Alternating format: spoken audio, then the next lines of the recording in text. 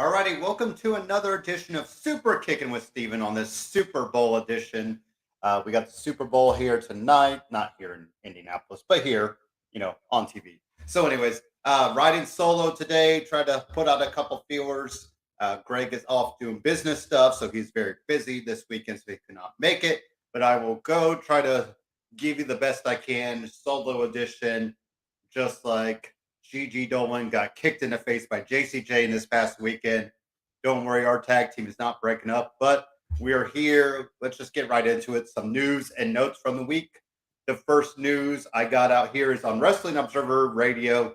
Dave Meltzer said that this week's breakup of JBL and Baron Corbin was not the original plan, but Triple H decided to pull the plug. I'm okay with that. I don't think this ever worked at all. Corbin is Corbin. I know he's a heel. I'm supposed to hate him and all that good stuff. But if you literally want to turn the channel when the guy's on, I don't know if that's a good heel.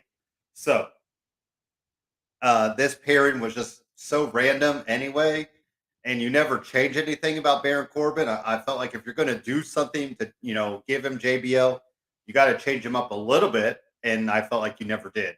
You had JBL just pushing the door or pushing about the idea that he's the next wrestling god, and it just never clicked. So it's better to just cut the cord, go back to the drawing board, see what you can do with Corbin, instead of just pushing it to the point of where it's really not even worth it. So I'm reading and seeing that we won't be seeing JBL on TV anymore, or maybe in limited issues. So, and I don't know what they'll do with Corbin. I really don't, and honestly, I don't care. But so that was one piece of news, and the other piece I thought was interesting was this. Another thing from Dave Meltzer is that multiple times he's been told that Brock Lesnar will not be going against Gunther, which I think should have been the plan. I really Gunther and Brock would have been something to see. You have Brock going after the IC title, a title he's never won. But so I'm guessing, and from what we're reading, is the plan will be Sheamus, Drew, McIntyre, and Gunther, probably in a three-way house fight. I think you open that with WrestleMania one of the nights and just let them tear the house down. Everybody's battered in the chest, and let Gunther retain over Sheamus and Drew. And if Sheamus wins it, I mean, that would be his first IC title ever. So, either way, I think you could end up okay. So, but I hope that Gunther gets raised up. Maybe he goes after Cody, Cody Rhodes, when he wins the title and they go into the program. Even if Gunther's not going to win the title, I think him and Cody could put on quite the program for this summer. I think that'd be a good, kind of next step for Gunther, especially since he's just putting on so many good shows, and he's really worked well on the main roster. So those are kind of the big pieces of news I found. So I think we'll take a quick commercial break, kind of get you ready for the Raw report and the SmackDown talk and all that good stuff. So let's get into a quick Rogue Energy talk, and then we'll get right into our Raw, SmackDown, and NXT reviews.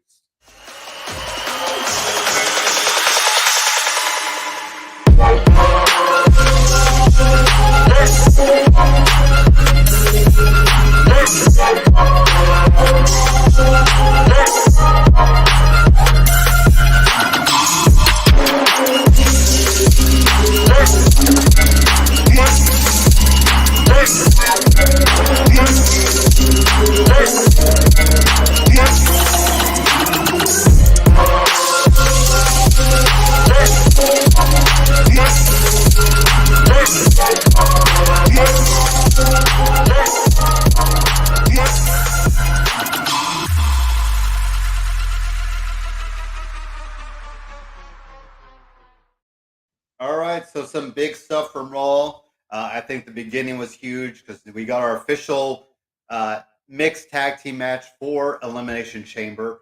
Then I'll be curious where the storyline goes after this. But right now, we're going to get Edge and Beth Phoenix against Rhea Ripley and Finn Balor. I'm guessing you're going to save Dominic, Finn, and Rhea for Ray, Edge, and Beth at WrestleMania. I still would rather see the one-on-one between between Ray and Dominic. I'm also hearing maybe Edge and Finn could do a Hell in a Cell match or some sort of, no holds bar to let Finn bring the demon persona back. But right now, we'll get Edge and Beth against Rhea and Finn, and I think that'll be a nice little, segue into what's playing for WrestleMania. So we also saw a couple tickets punched into the Elimination Chamber. We saw Damian Priest defeat Angelo Dawkins. Really solid match for Angelo Dawkins. We keep calling him the Genetti of the team, but he can deliver. But I think if you look at the other match when Montez Ford defeated Elias, that definitely shows us this is going to be a good test for Elias one on one in the Elimination Chamber. I'm sure we'll see from the heavens from one of the pods.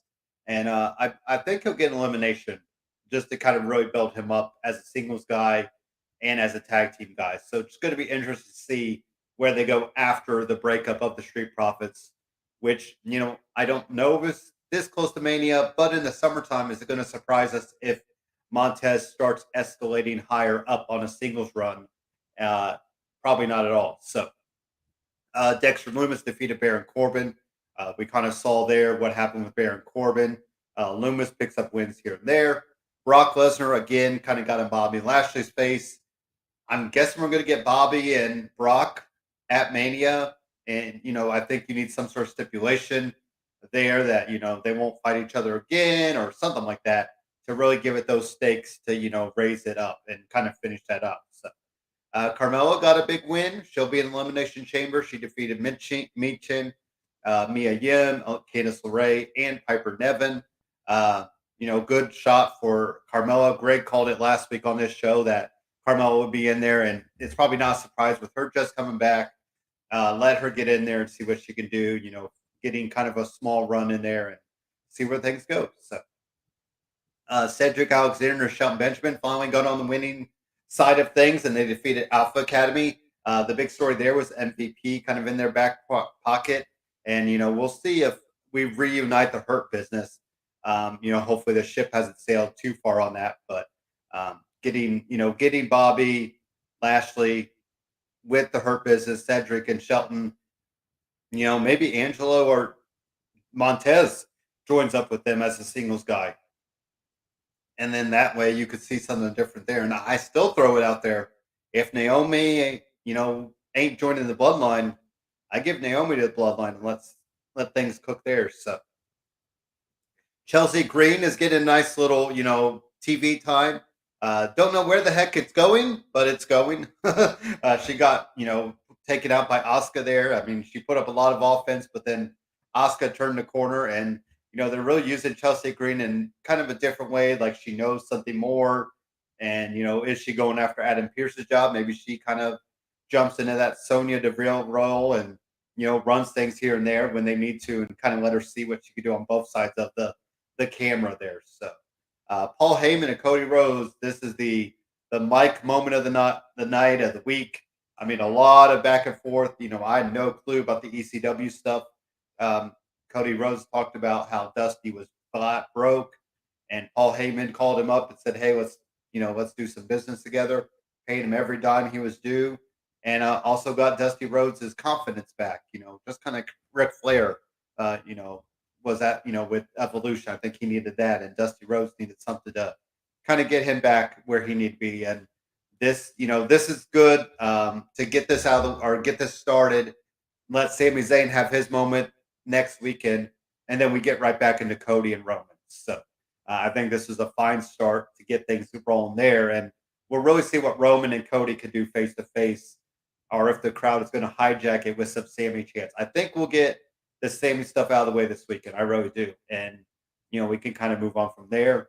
And then finally, we saw Becky Lynch defeat Bayley. Lita shows up, and I think this is setting the stage for Trish to show up Sunday. Maybe we get Bayley in some segment with Damage Control, with Becky Lynch, with Lita. Maybe they take him out and Trish makes a save. And then we get the 3-on-3 match at WrestleMania. I think that's a fine match to really, kind of sidestep the women's title picture. We need to start building up women's storylines that aren't just the title picture. And I think Bayley with Damage Control, with Io Sky and Dakota Kai against Becky, Lynch, Trish Stratus, and Lita. I mean, that is ridiculously good weekend for all those ladies. So hopefully we can make that happen when it does. So NXT, we're moving things there too. We'll just get it to the end because that's what everybody's talking about. That this is really going to be the storyline to go forward. It's Gigi Dolan, JC Jane. We had the barbershop window moment kind of recreated. We thought they were going to get back together. They hugged it out, and then boom, JC Jane hits the super kick on Gigi Dolan. We see clear roles defined right there. Bailey's in the background, and now we're going ahead and see where JC Jane and Gigi can go moving forward as singles performers. I think that'll be better for the main roster in the long run, just to give a couple more women that can really work.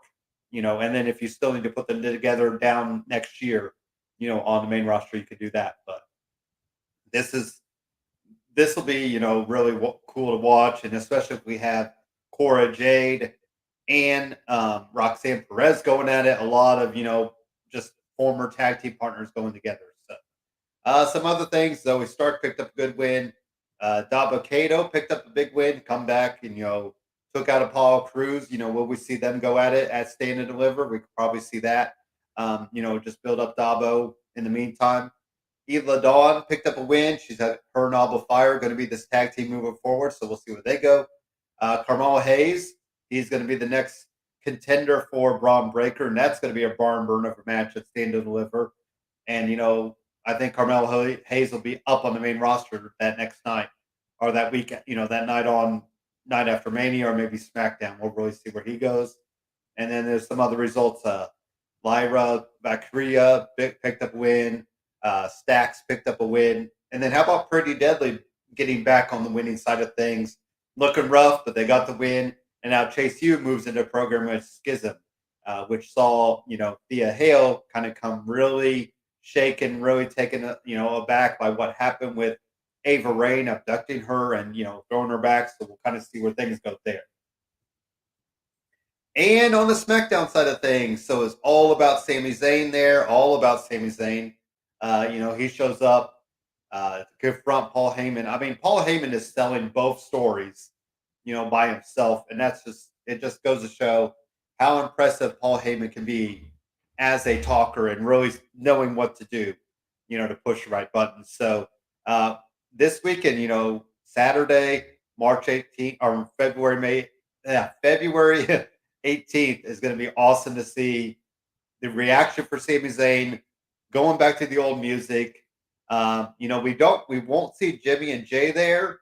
So, do Solo and Roman just wreck him until, you get Kevin Owens to make the save. I think that's where we're going with that. And then, Owens and Zayn embrace, and then we're off and running to WrestleMania. So all about Sami Zayn this weekend and really get his just due for all the work he's put into the storyline of the Bloodline. So what about Hit Row?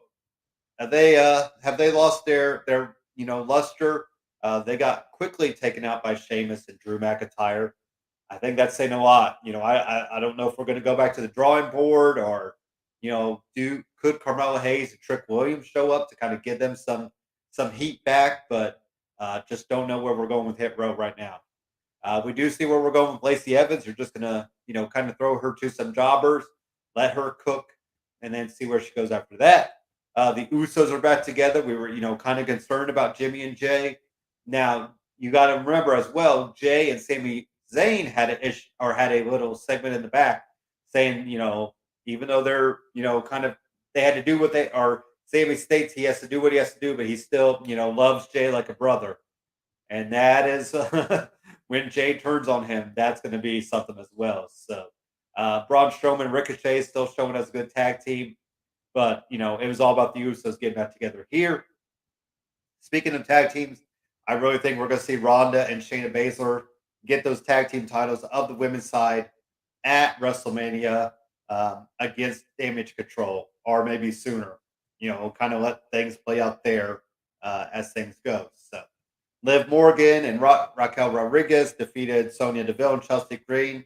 Like I said, do you see Sonya and Chelsea kind of get together just make Adam Pearce's life a living hell and kind of let things play out there. And then finally, Madcap Moss got a win in the Fatal 4-Way match to be the next contender for Gunther. I think that's fine. A lot of people were saying, why him? You look at the other three guys, I don't think any of them needed to lose to Gunther yet. Karrion Kross could use the IC title. Santos Escobar could definitely use the IC title. So I'm fine with them kind of waiting out, to go with things there. So Madcap Moss, nice filler. Let him have a match against Gunther. Maybe in the opening night, or if you want to do a main event, you give Madcap some run in the main event. Probably the opening match of this upcoming SmackDown from Montreal, and see what he could do in that type of match for that. So let's do another commercial break, and we'll do some Elite Performance talk, and then we'll get to some AEW news and notes, and then we'll give you some Super Bowl predictions as we close out the day.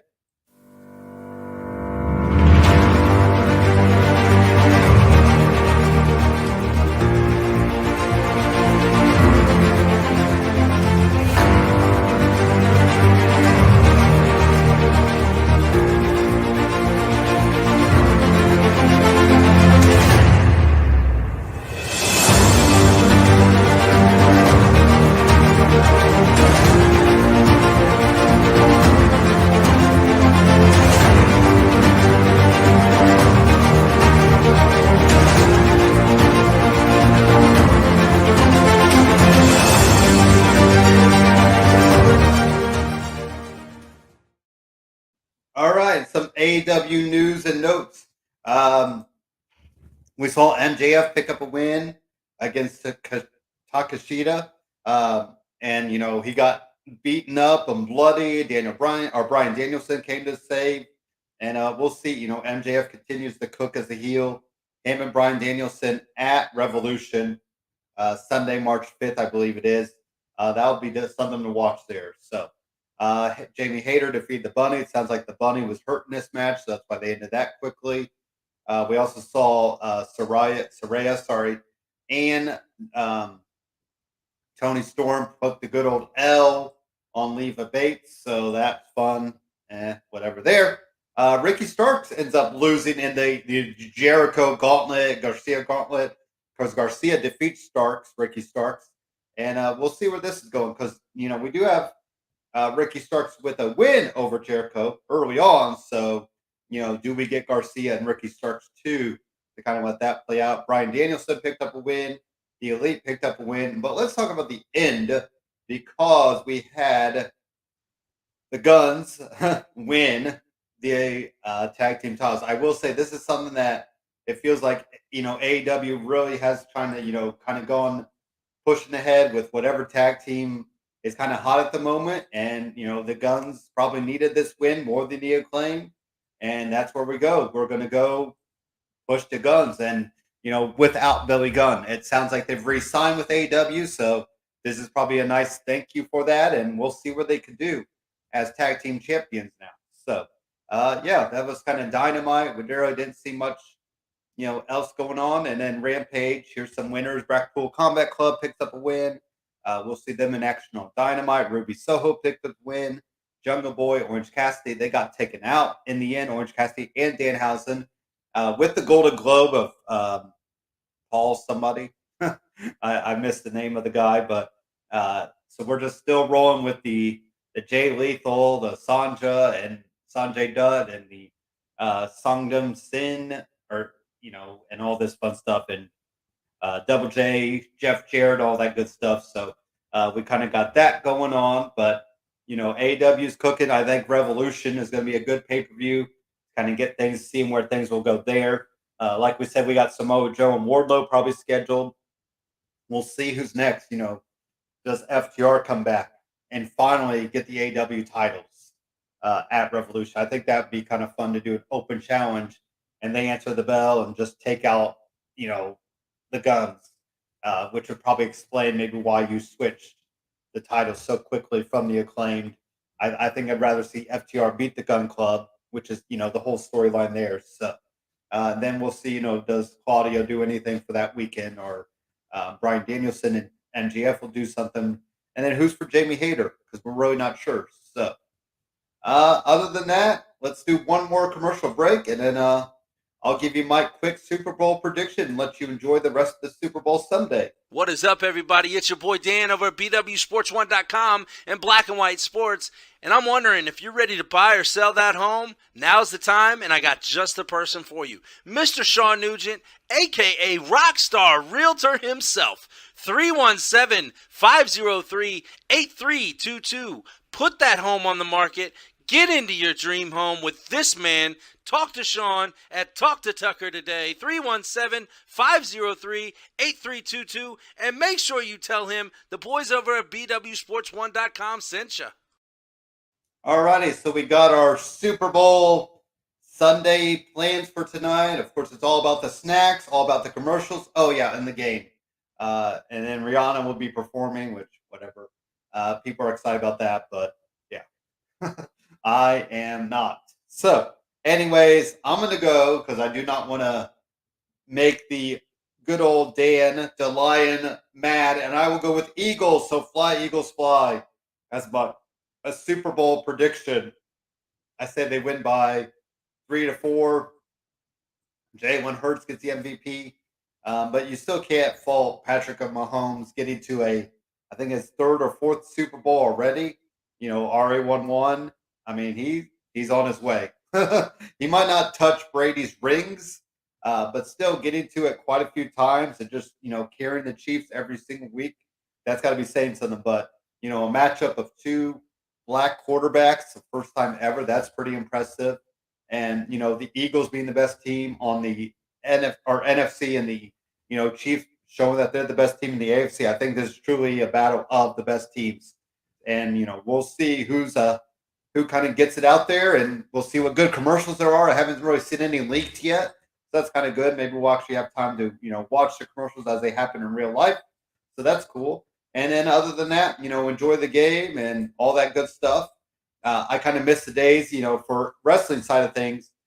We had an empty arena match between The Rock and Mick Foley way back in the day, which The Rock won the WWF title. And then we also had a Sunday Night Heat style 6-man match.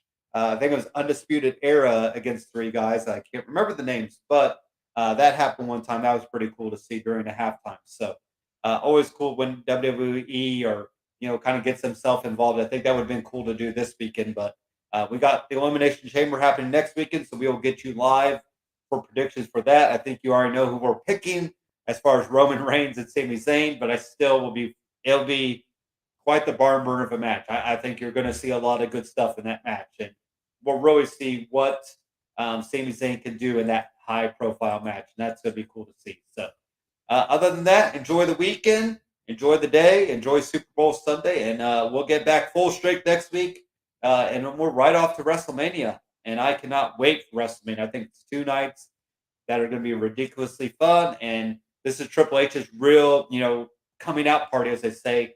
Royal Rumble was so strong, Elimination Chamber, I think will be great in Montreal, and then we'll really see what is cooked up for WrestleMania as we head towards there. So, enjoy the day. Enjoy the Super Bowl tonight if you watch it. Enjoy Rihanna if you enjoy her.